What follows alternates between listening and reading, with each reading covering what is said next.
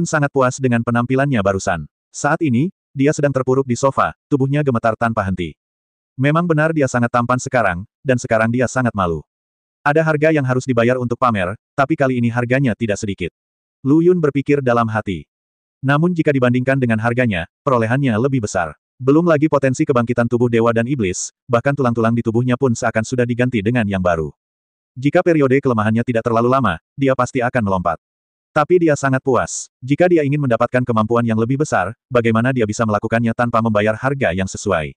Selain itu, perjalanan ini juga meletakkan dasar baginya untuk menjadi panglima tertinggi ketiga pasukan, dan menunjukkan kekuatannya di depan para pengikut pangeran ketiga.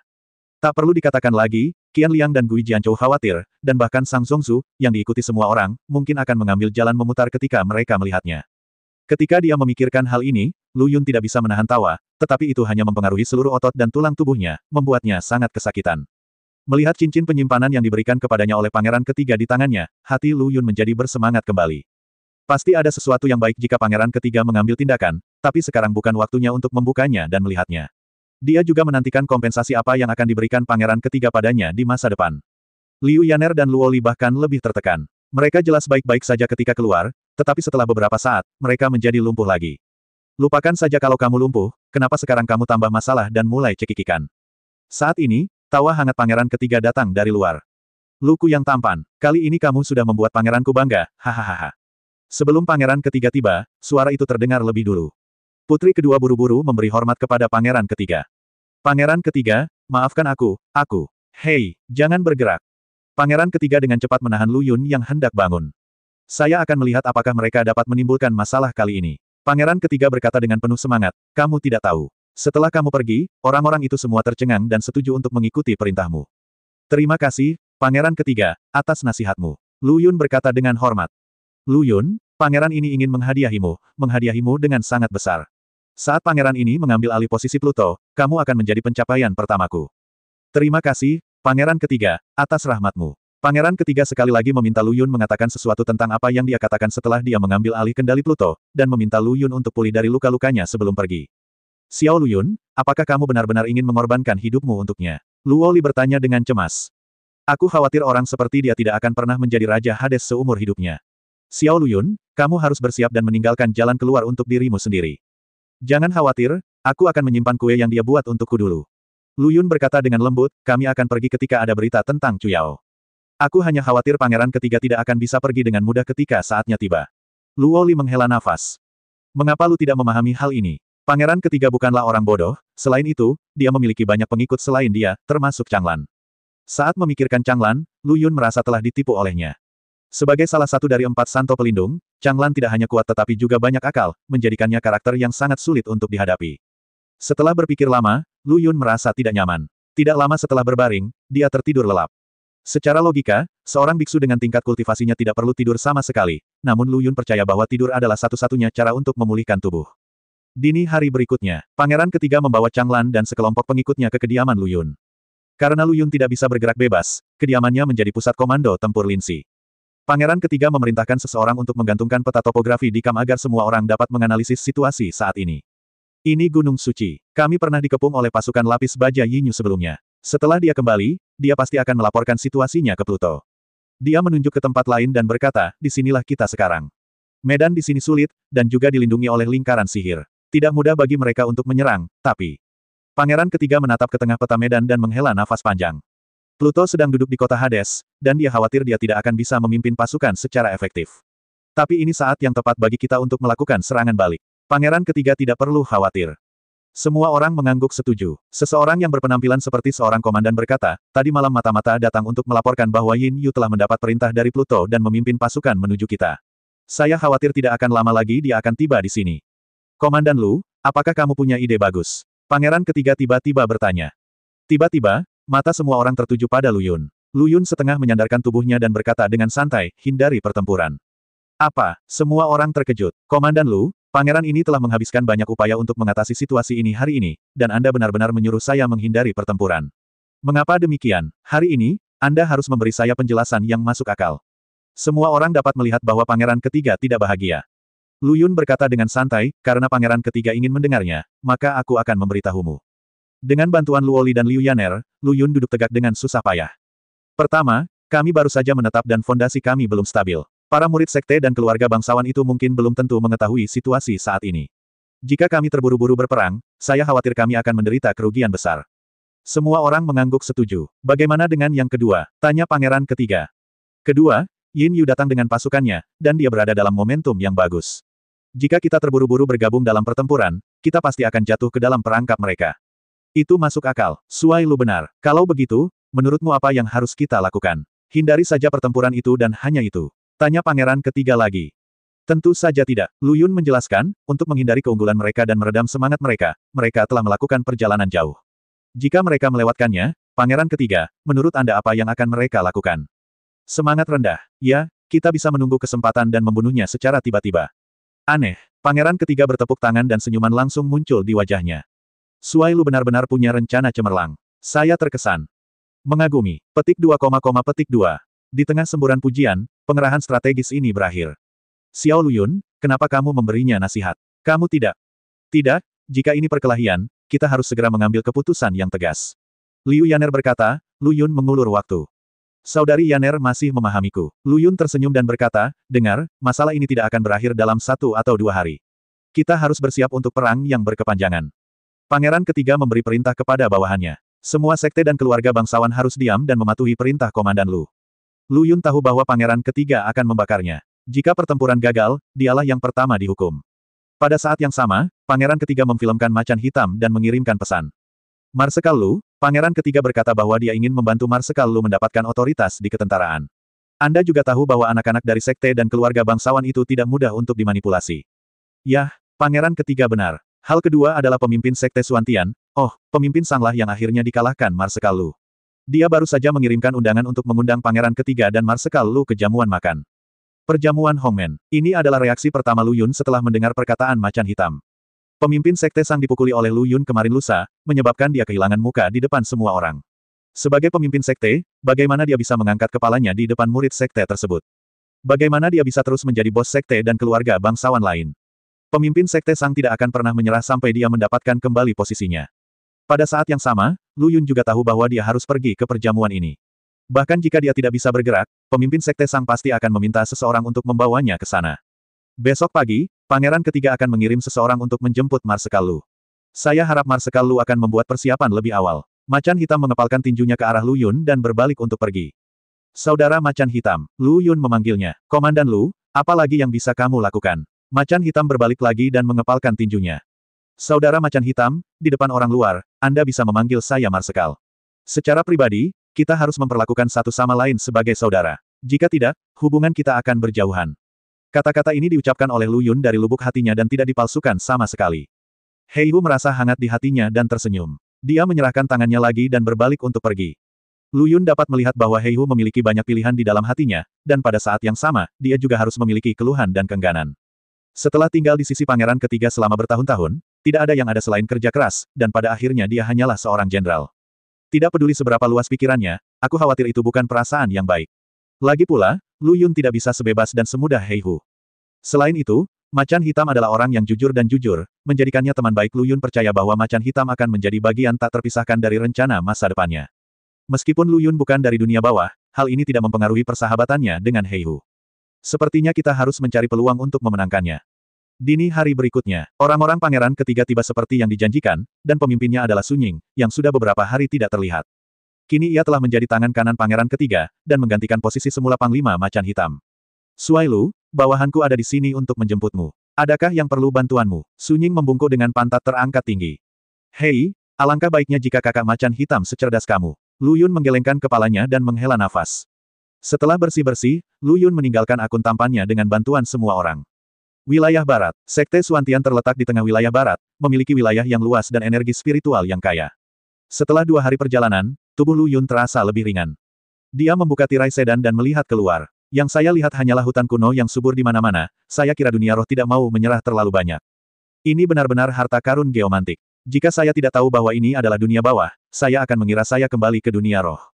Panglima benar, melihat seluruh dunia bawah, wilayah Barat memiliki kondisi alam terbaik. Selain itu, Chang Hen, Dewa Penjaga Barat di antara 4 Dewa Penjaga, juga merupakan dewa dengan tingkat budidaya tertinggi di antara para Dewa Penjaga, 4 Dewa Penjaga.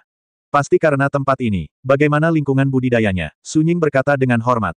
Haha, anakmu tahu banyak. Lu Yun berkata dengan rasa ingin tahu, pria tampan itu bertanya padamu, mengapa penyesalan abadi ini belum muncul? Kita sudah lama berada di wilayahnya, tidak ada alasan baginya untuk tidak melakukannya, tahu.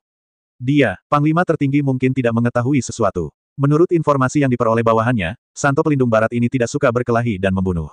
Meskipun posisinya sebagai Santo Pelindung diberikan oleh Pluto, dia hampir tidak mematuhi disiplin Pluto. Hahaha, menarik sekali. Aku ingin mengetahui dendam abadi ini. Lu Yun tertawa dan mengamati kata-kata serta ekspresinya. Lu Yun tidak dapat memahami tujuan menempatkan hantu kecil yang pintar di sampingnya saat macan hitam sedang pergi. Keduanya mengobrol lama, lalu tim berhenti di depan. Macan hitam dengan cepat berjalan dari pangeran ketiga ke sedan Lu Yun. Komandan Lu, pangeran ketiga bertanya apakah kamu boleh keluar. Ada apa? Lu Yun bertanya dengan rasa ingin tahu. Nenek moyang Sekte Suantian ada di sini. Yang dimaksud pangeran ketiga adalah. Tunggu aku. Lu Yun merapikan pakaiannya dengan santai. Lukanya hampir sembuh. Kecuali sedikit nyeri di ototnya, tidak ada yang serius. Namun ia harus tetap berpura-pura mendapatkan apresiasi dari pangeran ketiga. Macan hitam menunggu lama di luar sebelum Lu Yun perlahan turun dari sedan. Hei, kakak macan hitam, tolong pelan-pelan. Lu Yun menyeringai dan menggerakkan tubuhnya, seperti wanita hamil yang sedang mengandung Liu Jia, tidak bisa disentuh atau disentuh. Dengan temperamen Black Tiger, dia secara alami percaya bahwa itu benar. Setelah beberapa lama, Lu Yun merasakan pangeran ketiga di sampingnya. Saya telah bertemu pangeran ketiga. Lu Yun hanya mengangguk sedikit sebagai rasa hormat. Pangeran ketiga mendengus pelan, tapi terus melihat ke depan. Lu Yun mengikuti pandangannya dan melihat sekelompok orang melayang di kejauhan. Pangeran ketiga, mereka adalah leluhur Suantian, orang tua itu masih hidup. Nada suara pangeran ketiga tidak ramah. Lu Yun tidak tahu dendam apa yang ada di antara mereka, tapi menilai dari sikap pangeran ketiga, sepertinya hubungan keduanya tidak baik. Tapi ini adalah kabar baik baginya. Saya melihat Patriark Suantian perlahan terbang dari kejauhan ke depan bersama sekelompok pengikut. Pangeran ketiga, bagaimana kabarmu? Terima kasih, leluhur Suantian, karena telah menjagaku. Semuanya tetap seperti biasa. Tolong masuk ke dalam. Tolong. Mereka berdua tidak banyak berbasa-basi, hanya sekedar basa-basi dan langsung ke pokok permasalahan. Macan hitam membantu Lu Yun mengikuti di belakang. Lu Yun terkejut. Dia tidak merasakan fluktuasi energi spiritual apapun dari leluhur Suantian. Itu memang monster tua. Jika aku melawannya, aku tidak punya peluang untuk menang. Sepertinya perjamuan hari ini tidak akan bagus, pikir Lu Yun dalam hati. Beralih untuk melihat Heihu, saudara Heihu, tingkat kultivasi utama Sekte Suantian Sangzong sudah berada di puncak alam roh surgawi, dan dapat disebut sebagai eksistensi teratas di dunia bawah. Lalu bukankah leluhur Suantian tak terkalahkan di dunia bawah? Petik 2. Dia berbicara dengan suara keras, dan jelas bahwa dia sedang berbicara dengan Patriark Suantian. Dengan kultivasi orang seperti itu, bahkan jika kata-katanya disenandungkan, kata-kata itu tidak dapat lepas dari telinganya. Ya, bawahan saya mendengar bahwa sejak ribuan tahun yang lalu, Patriark Suantian sudah berada pada tingkat kultivasi ini. Karena tingkat kultivasinya terlalu tinggi, dia tidak terkalahkan di dunia bawah, jadi dia menyerahkan posisinya sebagai pemimpin sekte dan terus berkonsentrasi pada budidaya, dengan harapan suatu hari nanti bisa naik ke alam atas, jelas macan hitam. Itu dia, Lu Yun mengangguk dengan berat. Tiba-tiba, sesuatu bergerak di dalam hatinya, dan perasaan khusus menghilang seketika. Tapi dia tahu pasti leluhur Suantian yang memata-matainya. Setelah terbang beberapa saat, Lu Yun melihat sejumlah besar istana tersebar di pegunungan di kejauhan. Bahkan ada lebih banyak binatang spiritual yang terbang di awan, dan suara roh peri terdengar samar-samar. Oke, pasti seperti ini di dunia atas. Lu Yun bertepuk tangan dan berkata dengan keras. Haha, apa yang dikatakan bayi ini cukup enak didengar. Leluhur Suantian sebenarnya berbalik dan melirik ke arah Lu Yun. Leluhur Suantian, terima kasih. Lu Yun masih sedikit mengangguk. Sayang, ada sesuatu yang lebih bagus di sekte saya, hahaha. Leluhur Suantian menengadah ke langit dan tersenyum. Lu Yun mendengar rasa yang tidak biasa dalam tawa Patriark Suantian. Namun dia belum yakin orang seperti itu akan tertarik padanya, seorang biksu muda dari luar. Tidak lama kemudian, Patriark Suantian telah meraih tangan pangeran ketiga dan menjatuhkannya ke tanah. Pangeran ketiga mendongak. Selama bertahun-tahun, Sekte Suantian menjadi semakin mengesankan. Tolong, pangeran ketiga telah memberimu terlalu banyak pujian. 2 orang di depan, semua orang di belakang. Perjalanan mendaki gunung memang memakan waktu lama, namun pemandangan di sepanjang perjalanan cukup indah sehingga membuat Lu Yun takjub. Di depan gerbang sekte, Master Sekte Sang memimpin semua orang dari Sekte Suantian untuk menunggu di sini. Melihat semua orang datang, dia segera membungkukkan tangannya dan memberi hormat. Master Sekte Sang secara pribadi memimpin, tetapi menutup mata terhadap Lu Yun. Aku sudah bilang padamu untuk berpura-pura, tapi kamu tidak tahu kenapa kamu begitu tidak puas denganku. Lu Yun berpikir dalam hati. Dia tahu bahwa Master Sekte Sang pasti akan menemukan kesempatan untuk membalas dendam.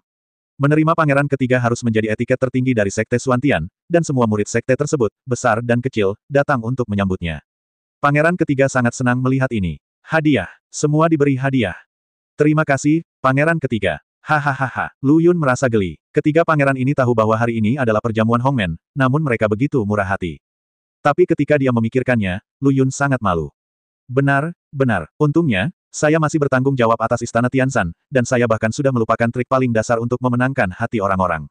Di depan Anda, ada sebuah kotak besar. Di alun-alun, para kepala berbagai sekte besar dan kecil serta keluarga dari wilayah barat sedang menunggu di sini. Melihat kedatangan Patriark Xuantian dan Pangeran ketiga, mereka semua memberi hormat. Lu Yun diam-diam melihat sekeliling dan melihat banyak rak senjata ditempatkan di tepi alun-alun, dan sepertinya ada sosok yang bergerak di sudut-sudut istana sekitarnya. Aku tahu itu. Dia tetap tenang dan berkata kepada Heihu dengan tenang, Saudara Heihu, saya khawatir kita akan segera mengambil tindakan. Anda harus mengawasi pangeran ketiga dan jangan biarkan siapapun menyelinap ke arah Anda. Wajah macan hitam terkejut, tapi dia menjadi tenang dalam sekejap, lalu mengangguk tanpa terasa. Lu Yun sangat senang. Bagaimanapun, macan hitam telah melihat pemandangan besar, jadi dia masih memiliki tatapan seperti ini di matanya. Ada banyak meja yang ditempatkan di alun-alun. Patriark Xuantian membawa pangeran ketiga bersamanya, dan mereka berdua duduk di meja utama, sementara yang lain duduk terpisah. Lu Yun sengaja memilih meja di dekat tepinya, bukan untuk kenyamanan melarikan diri, tapi untuk observasi. Tidak lama kemudian, aroma wine tercium, membuat Lu Yun hanya bisa melihat ke samping. Saya melihat sekelompok murid sekte Xuantian, membawa banyak toples anggur besar, perlahan berjalan menuju sisi ini. Leluhur Xuantian, hari ini hari apa? Kamu bahkan mengambil hartamu ini. Sambil menuangkan anggur untuk mereka berdua, Master Sekte Sang berkata, nenek moyang saya berkata bahwa karena kita sedang menjamu pangeran ketiga, kita tidak boleh pelit. Oh, kalau begitu pangeran ingin berterima kasih kepada leluhurku, hahaha. Di mana? Tolong, ketika mereka berdua mengambil mangkuk wine mereka, hanya orang-orang di sekitar mereka yang berani mengambil mangkuk mereka. Lu Yun mengambil mangkuk itu dan meletakkannya di bawah hidungnya dan menciumnya, tetapi tidak menemukan sesuatu yang aneh. Kemudian dia mengikuti orang lain dan menjulurkan lidahnya untuk menyesap anggurnya. Lembut di mulut, lalu meledak di kerongkongan. Hangat dan nyaman banget. Anggur yang enak, Lu Yun tidak bisa tidak memuji. Hahaha, ini berumur ratusan tahun, semuanya, nikmatilah. Leluhur Xuantian menyapa semua orang, dan semua orang berdiri dan membalas salam. Setelah minuman putaran pertama, pemimpin Sekte Sang telah memanggil lebih dari selusin murid Sekte untuk menari pedang di tengah alun-alun untuk menambah kesenangan. Lu Yun mengintip ke meja utama dan melihat keduanya mengobrol. Pangeran ketiga, aku ingin tahu apa kemungkinan pangeran ketiga menang kali ini melawan Pluto. Pangeran ketiga mengulurkan jarinya, 50% yakin. Haha, jujur saja, kepercayaan 50% pangeran ketiga mungkin tidak cukup untuk mewujudkannya. Benar, bagaimana kalau nenek moyang membantu saya? Jika nenek moyang mengambil tindakan, dunia akan hancur. Hahaha, minum. Lu Yun akhirnya mengerti. Ternyata perjamuan Hongmen bukan hanya untuknya, itu jelas merupakan negosiasi antara Patriark Xuantian dan pangeran ketiga. Bagaimanapun, dia adalah monster tua yang telah hidup selama bertahun-tahun yang tak terhitung jumlahnya. Sekarang dia ingin mendiskusikan minat, monster itu harus mampu mengembangkan jalan yang bagus. Namun, Anda tidak bisa menyalahkan dia karena bersikap seperti ini. Jika itu adalah Lu Yun sendiri, dia mungkin akan melakukan hal yang sama. Melihat seluruh dunia bawah, pasti ada lebih dari satu orang seperti leluhur Xuantian. Jika dia mengambil tindakan, dia secara alami dapat menyapu seluruh pasukan Pluto dan menang dalam hitungan detik. Namun, harga yang harus dia bayar di luar imajinasinya. Jika seseorang yang sebanding dengannya muncul, pangeran ketiga tidak akan mendapat masalah. Oleh karena itu, kemampuan pangeran ketiga menentukan nasib masa depan Sekte Xuantian. Jika pangeran ketiga mengalahkan Hades, tentu saja tidak ada yang perlu dikatakan. Jika dia kalah, Sekte Xuantian mungkin tidak lagi memiliki pijakan di dunia bawah. Sebagai nenek moyang Sekte Xuantian, dia harus mempertimbangkan murid dan cucunya. Terus terang, dia tidak bisa membiarkan warisannya dihancurkan di tangannya sendiri. Namun pangeran ketiga tidak mengatakan yang sebenarnya. Saya khawatir tidak ada yang tahu berapa banyak kartu truf yang masih dia miliki. Namun, karena pangeran ketiga berani menimbulkan masalah, itu berarti dia masih memiliki kepercayaan diri. Lalu yang tersisa hanyalah pertanyaan bagaimana mendistribusikan manfaatnya. Dari beberapa obrolan di antara keduanya, Lu Yun tahu bahwa pangeran ketiga memiliki peluang besar untuk menang. Karena dia bisa mendengarnya, Patriark Xuantian secara alami juga memahaminya. Pangeran ketiga, tidak mudah bagiku untuk membangun Sekte Xuantian sendirian. Setiap tanaman, pohon, batu bata, dan ubin adalah hasil kerja kerasku. Sekarang, Sekte Xuantian telah menjadi salah satu sekte terbaik di dunia bawah. Aku tidak melakukannya, ingin ada yang salah. Leluhur Xuantian berhenti bertele-tele dan langsung menyatakan apa yang dipikirkannya. Leluhur, murid-muridmu tidak pandai kungfu. Bagaimana mereka bisa bertarung di medan perang dengan trik mewah seperti itu? Mengapa kamu tidak datang dan melihat milikku? Oh, pangeran ketiga bertepuk tangan, dan macan hitam segera melangkah maju. Ayo, Heihu, ajaklah orang-orang dan gerakkan tangan dengan murid-murid Sekte Xuantian. Pangeran ketiga mengatakannya dengan ringan, tapi hati Hei Hu tenggelam. Meskipun dia setuju, dia mendatangi Lu Yun dengan ekspresi serius di wajahnya. Saudara Lu, pangeran ketiga berkata, biarkan aku. Lu Yun mengangkat tangannya untuk menghentikannya berbicara. Pangeran ketiga memintamu pergi, jadi kamu pergi. Mengapa kamu memiliki begitu banyak keraguan? Ini, oke. Hei Hu melangkah mundur dan menatap mata Lu Yun. Mata Lu Yun berkedip 2 kali dengan santai, lalu dia dengan lembut menyentuh meja dengan jarinya. Macan hitam langsung mengerti. Ini adalah kode yang baru saja disetujui Lu Yun dengannya. Artinya, apapun yang terjadi, teruskan saja dan lakukan. Tidak lama kemudian, macan hitam mengganti baju besinya dan memimpin belasan orang ke tengah lapangan sambil membawa pedang kepala hantu. Kedua belah pihak mengatur posisinya dan tiba waktunya untuk memulai kompetisi. Semua orang yang hadir meletakkan cangkir dan cangkir mereka dan menghadap ke tengah-tengah tempat tersebut. Lu Yun juga menyipitkan matanya untuk menonton pertunjukan itu. Pertunjukan yang terkesan biasa ini sebenarnya penuh dengan arus bawah. Jika satu orang gagal, semua orang akan mati seketika. Black Tiger memimpin dan bersaing dengan murid Sekte Xuantian. Begitu kompetisi di lapangan dimulai, sorakan sorak-sorai terdengar dari seluruh penjuru. Mata Lu Yun sudah mengarah ke arah lain. Banyak sosok muncul di tempat-tempat persembunyian orang. Ini menunjukkan bahwa Patriark Xuantian tidak akan pernah mengambil tindakan hari ini. Hal maksimal yang bisa dilakukan adalah menghentikan orang yang tidak bisa pergi dari sini. Dan orang yang paling tidak bisa pergi adalah Pangeran Ketiga. Pada saat ini, Pangeran Ketiga masih mengobrol dan tertawa dengan Patriark Xuantian, seperti teman lama yang sudah bertahun-tahun tidak bertemu, bersenang-senang sambil minum anggur. Di lapangan, setelah beberapa ronde, macan hitam sudah menang. Lawannya terjatuh ke tanah tanpa banyak cedera. Hahaha, apa kabar, leluhur, muridmu tidak pandai dalam hal itu. Kalimat ini terkesan seperti lelucon, namun nyatanya merupakan tamparan di wajah Xuantianzong. Ekspresi leluhur Xuantian tetap seperti biasa, tanpa perubahan apapun. Junior, bersenang-senanglah dan tambahkan kesenangan. Pangeran Ketiga tidak perlu menganggapnya serius. Oh, jika kita sampai di medan perang, aku ingin tahu apakah kita bisa memainkannya. Wajah leluhur Xuantian tiba-tiba menjadi dingin, lalu dia tertawa lagi. Sejujurnya, Lu Yun sangat mengagumi kotanya. Pantas saja dia bisa berkultivasi dari sini. Meskipun dia tidak bisa menghemat uang, itu tidak sebanding dengan orang biasa. Di lapangan, pertarungan antar yang lain terus berlanjut. Pangeran Ketiga melihatnya lama sekali, lalu membuang mangkuk anggur dan bersandar di kursi. Aku tidak akan menontonnya lagi, itu membosankan.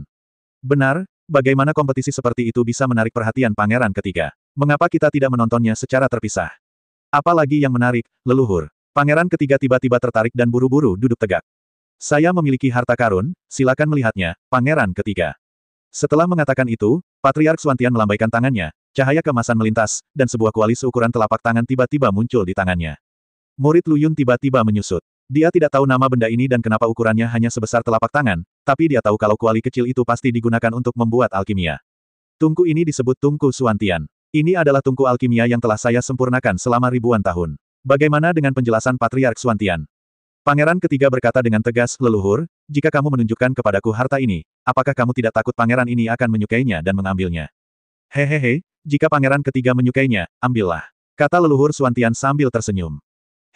Lu Yun menarik napas. Nenek moyang Xuantian ini begitu murah hati. Berikan saja senjata ajaib yang telah dikorbankan dan disempurnakan selama ribuan tahun. Apakah dia menjalankan pabrik? Apakah grosir? Lu Yun dengan cepat menarik kembali pikirannya. Harta karun semacam ini hanya satu di antara seluruh dunia. Bagaimana bisa ada hal lain yang sama? Namun, Lu Yun tidak menyangka bahwa Patriark Xuantian akan memberikan barang ini kepada Pangeran Ketiga untuk Sekte Xuantian. Namun, Lu Yun menyaksikan tanpa daya saat Patriark Xuantian meletakkan tungku Xuantian di tangan Pangeran Ketiga yang tampak terkejut. Hadiah ini terlalu berharga. Aku, tidak bisa menerimanya. Pangeran Ketiga dengan hati-hati meletakkan tungku Xuantian kembali di depan leluhur Xuantian. Hahaha, sama-sama, Pangeran Ketiga. Dibandingkan dengan murid Sekte Xuantianku, apa arti tungku alkimia kecil?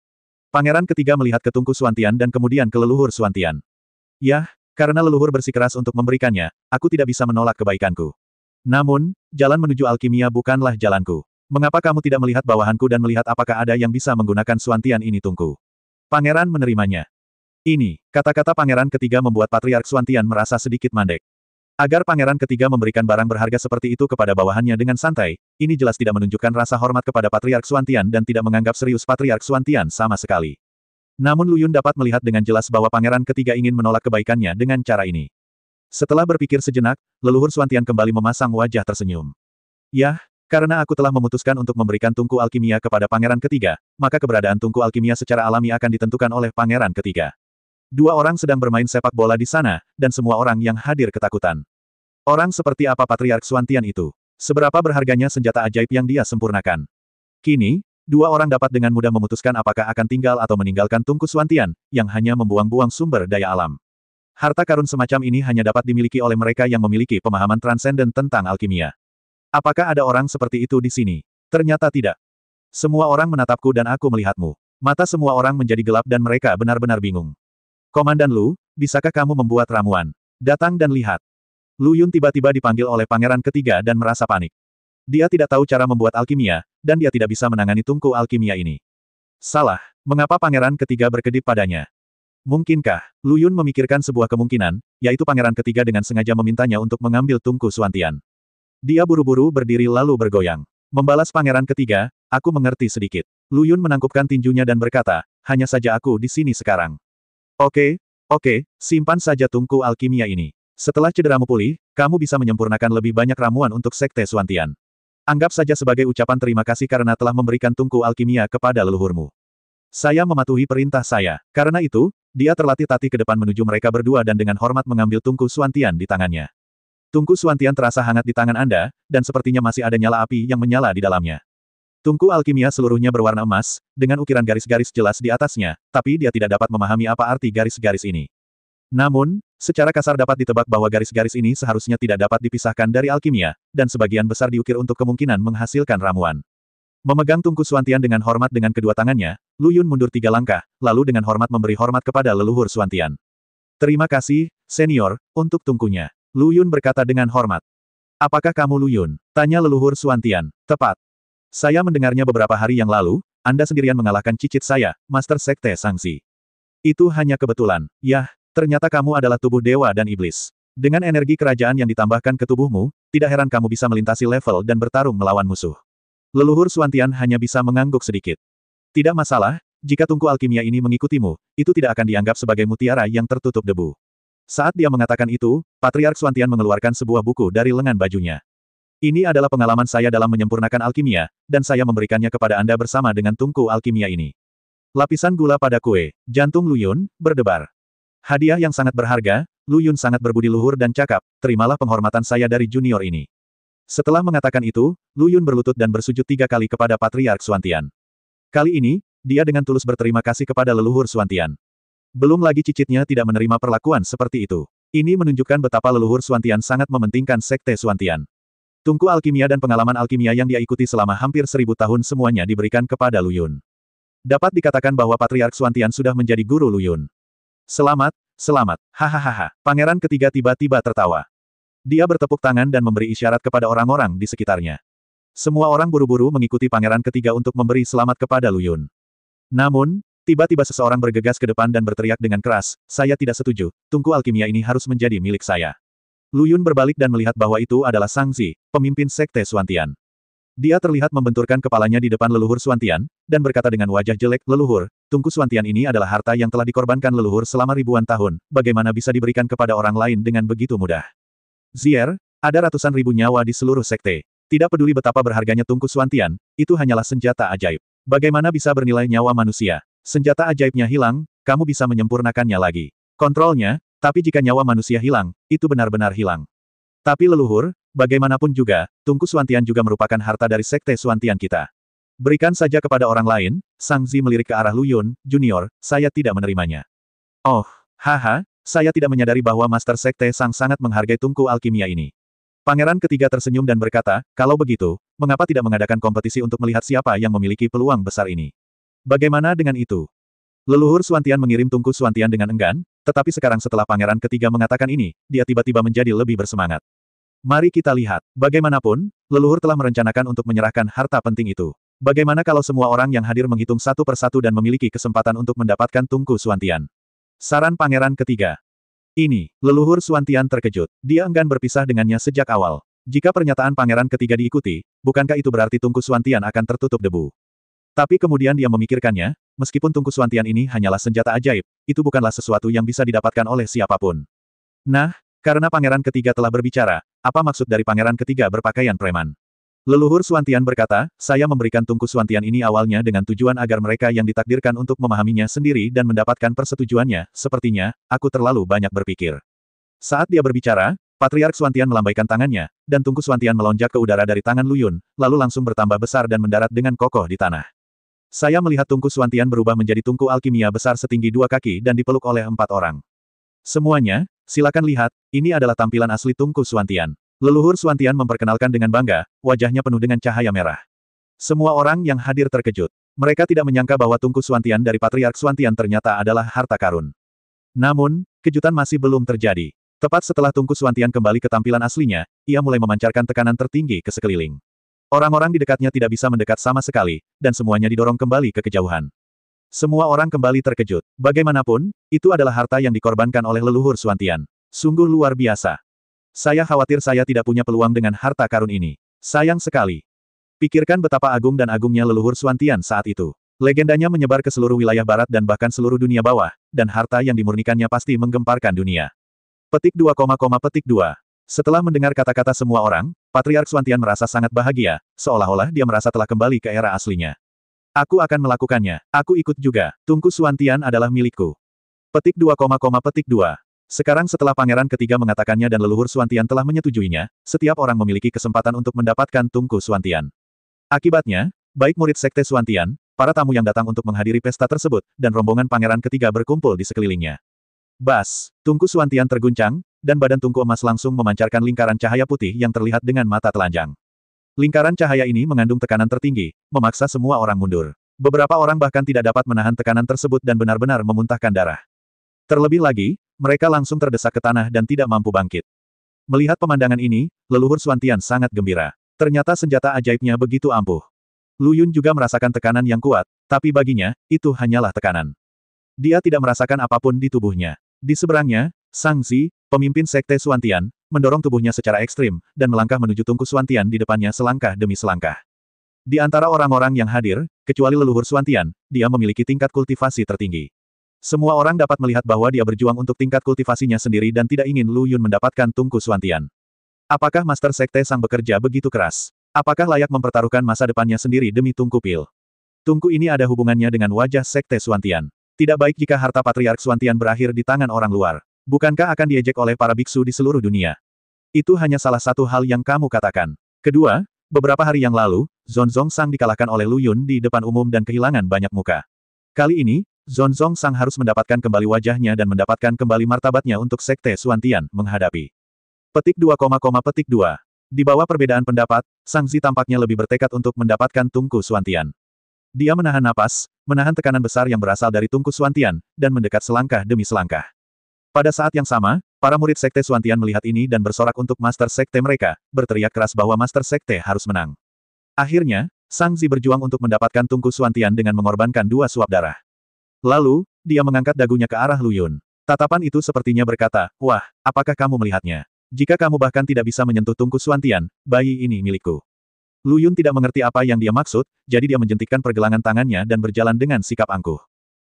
Apakah sulit menyentuh tungku Xuantian? Saat dia berbicara, tangannya sudah diletakkan di atas tungku Xuantian. Lalu dia melepaskan tangannya dan mengambilnya lagi, mengulangi proses ini beberapa kali, menatap lurus ke arah Sang Zi. Seluruh penonton kaget. Tidak mungkin. Sama sekali tidak mungkin. Bagaimana dia melakukannya? Menipu. Anak ini pasti curang. Benar. Dia pasti memiliki harta karun yang besar di tubuhnya yang dapat menahan tekanan yang berasal dari tungku Xuantian. Kalau tidak, bagaimana dia bisa mendekati tungku Xuantian dengan begitu mudah? Petik 2, petik 2. Di tengah keterkejutan semua orang, Lu Yun berdiri di sana seolah-olah tidak terjadi apa-apa, memandang semua orang dengan rasa ingin tahu. Orang yang paling terkejut dalam adegan itu tidak diragukan lagi adalah leluhur Xuantian. Dia tidak pernah membayangkan bagaimana seorang biksu yang budidayanya hanya di tahap tengah alam Tianling bisa lebih kuat dari Sang Zi dan menyentuh tungku Xuantian dengan begitu mudah.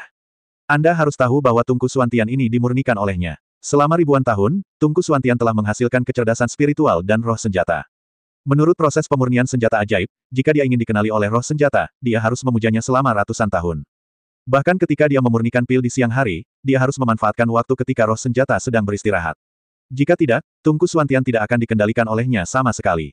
Ahem, leluhur Xuantian terbatuk beberapa kali untuk menutupi rasa malunya, lalu berkata, "Ya, kalian berdua bisa menahan tekanan dari tungku Xuantian. Kalian memang ditakdirkan untuk bersama tungku Xuantian. Ini kompetisi, ini adalah hasil imbang antara keduanya." Kata-kata leluhur Xuantian agak bias. Meskipun keduanya telah menyentuh tungku Xuantian, mereka tetap harus menilai. Semua orang dapat melihat dengan jelas bahwa Lu Yun jelas lebih baik daripada sanksi. Kemudian Patriark Xuantian mengubah topik pembicaraan. Namun, meski begitu, itu tidak bisa dianggap diakui oleh Tungku Xuantian. Selanjutnya, jika ada yang bisa membangkitkan roh senjata di Tungku Xuantian dan mendapatkan persetujuan dari roh senjata, maka Tungku Xuantian akan menjadi miliknya.